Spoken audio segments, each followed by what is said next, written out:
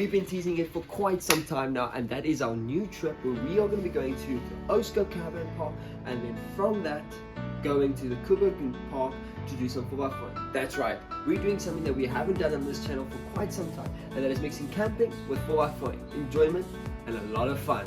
So to start off, we're going to start today by just fixing a few things in the vehicle that's happened to have gone wrong in the past few days, such as a few cable management issues, as well as getting the food, which we'll be doing tonight, which you'll see later on in this video, as well as just making sure that everything's packed and ready, and in the necessary spots for this weekend away. I am absolutely excited and I can't wait to go. So let's get into this video. My name is Daniel and you're watching AdventureSparks.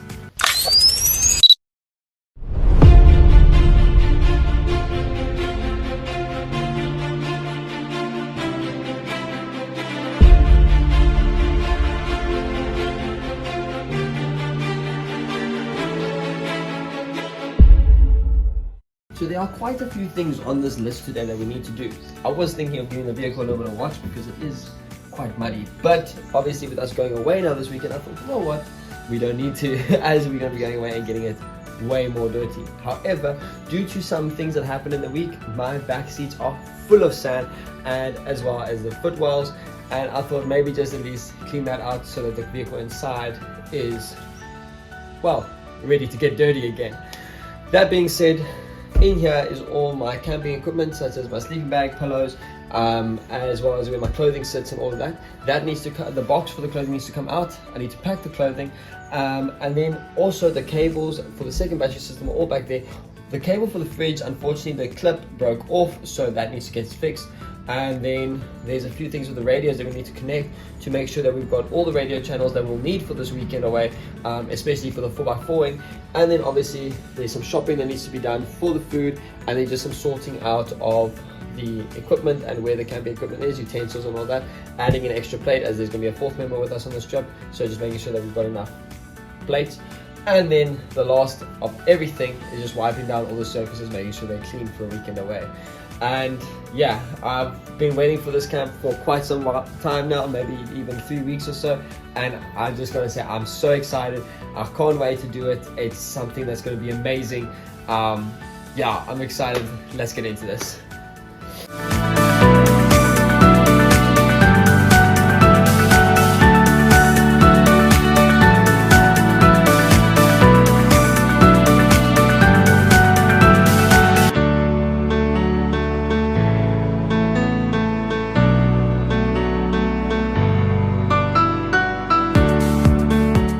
Okay, so all my swag is out, sleeping bag and towels, as well as in a pillow, and then that's the box for all my clothing. And then if we come through here, I've just finished filling up the water tank. I haven't filled it up full, but it's got a decent amount of water in for us for the weekend, because of us going away and then doing the 4x4ing. Especially because it's on sand, we don't want to be too heavy for the day, so we're packing as light as possible, and only what's necessary. As well as with the water, what we'll probably do is we'll see how much we use over the weekend, and then that which is left over we'll probably dump 50% of it at the campsite before we get to the 4x4 track. So we do have water during the day while we're there, but that 90% of it will be gone and hopefully used, so that we've just got, you know, just a little bit literally for the day, so that we're as light as possible. And then now I'm going to start doing this cable over here. So this is supposed to stick under there, as you can see, like that one is, to stop this fridge cable from getting in between there when the fridge gets closed up. But it keeps falling off, so I'm thinking I'm going to put a cable tie through there, cable tied on to this part here, so that it stops doing that. That way then it is all out the way, and we have no issues with that. And then after that, I'm going to take the table, which is sitting up here, wipe down that side, as that's where we do most of our cooking, and then make sure the gas is full.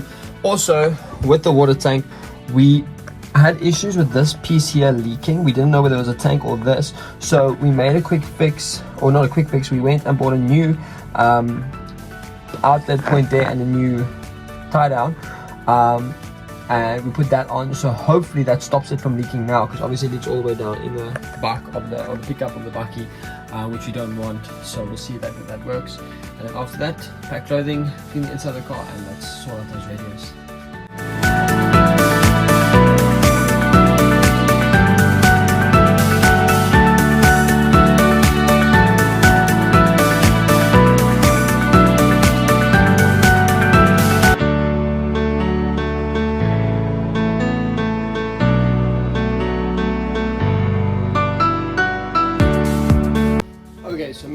Alright, after a lot of trial and error, let's see if it comes all the way out.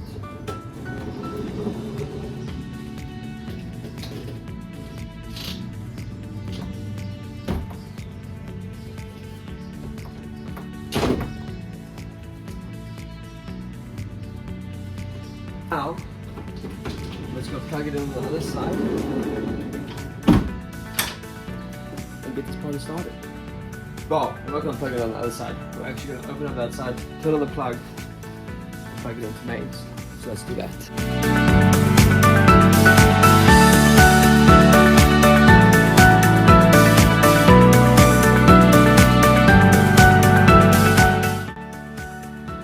Okay, so we got the plug plugged into the mains. And then all the way here. I am thinking of maybe putting a seed net over the grill, just because for safety, but I'm still thinking about it. Jump. With that, if we've done everything properly, it should technically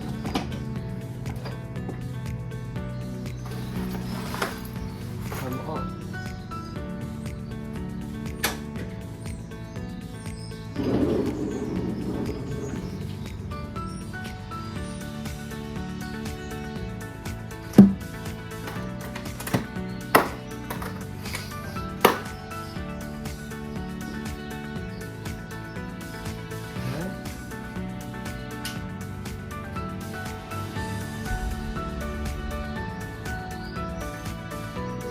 Come on.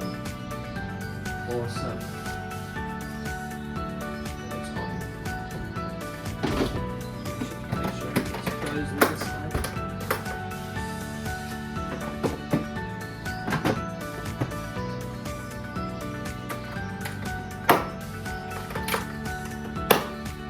Perfect. Put that back in. Let it run. Now that that's off our list, last things we still got to do: pack the bag, clean off the stuff, clean off the inside, and then the radios. Let's get started on that. Okay, so we've got the Hoover now. Let's clean up this back.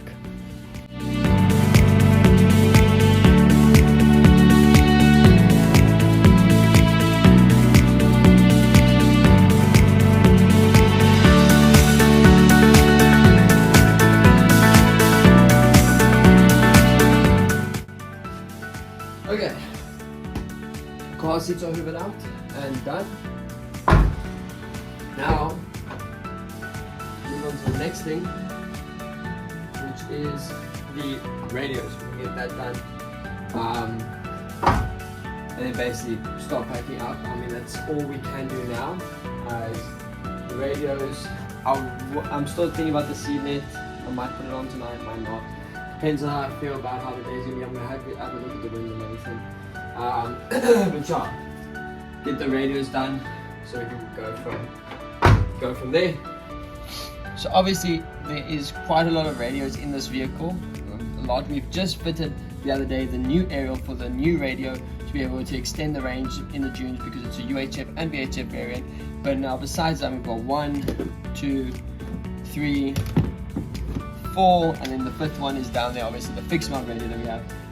Each one has differences: VHF, UHF, UHF, VHF and UHF, and then obviously the fixed mount being UHF. So I'm going to take this one out, the Kurdistan UHF, going to take it out. I'm going to keep the Zartek in, the small Zartek, in case I want to speak to someone on the base mounted radio, then I can talk to them because that one is connected to that one. And then obviously my marine VHF radio I'm going to keep in the car for talking on the day. Now obviously those two work off their normal aerials, but we bought the new aerial, like I said the other day, which will work off of this one, which is the VHF UHF one, which I quite like. But not only are we going to put them all in, but the ones that I'm keeping in the vehicle have obviously extended mics that I have for them to make it easier to talk. Obviously the base mount has its own mic. That's my primary one, which I use, or primary one that I use. but that one stays in the vehicle the entire time. But because they're handhelds, I have got the extra clip-on ones, which I'm going to attach now so that they are attached and ready for the day.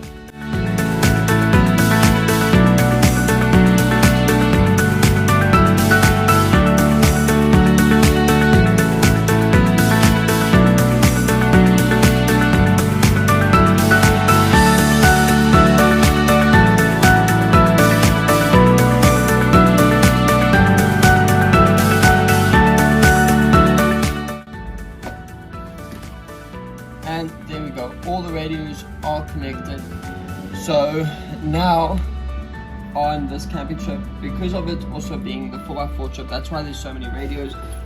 Also, I quite enjoy running with quite a few radios just in case. Normally this one I do run with, but it's not charged at the moment, and also the range on these ones are not the greatest, and docking station to charge it, whereas the ones I have here can charge off USB. Well, most of them can.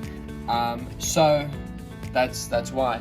And what's nice about this, normally when I'm driving 4x4, I'll have, if I'm talking on the radios, I'll normally have this one sitting in my lap. But then obviously what's nice about the mics is while I'm driving, I'll normally have these other two mics lying in here. So it does look kind of weird because I've all the mics, but obviously each one is very different to the other,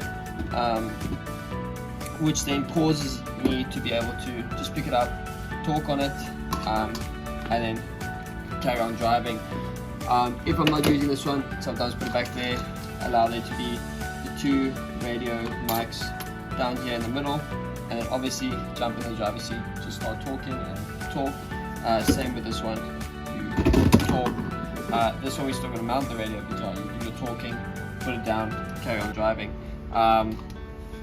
And this one, obviously, what's nice is you can talk and it'll kind of come to rest in the middle. You don't need to worry about it. But for now, while I'm not driving, these will kind of just sit down here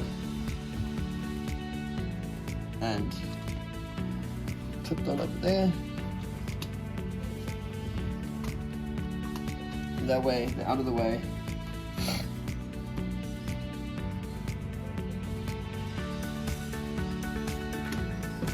And after that, I think I am ready to go. Now, we've done the radios. We'll do a radio check quick. Power on. 16.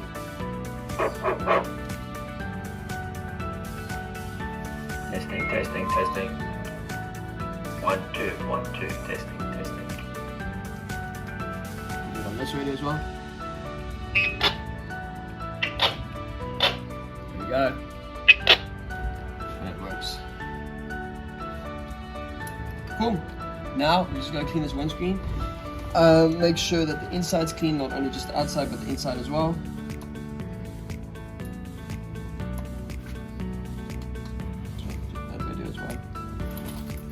And then from there, take this one out, clean the windscreen, clean the surfaces,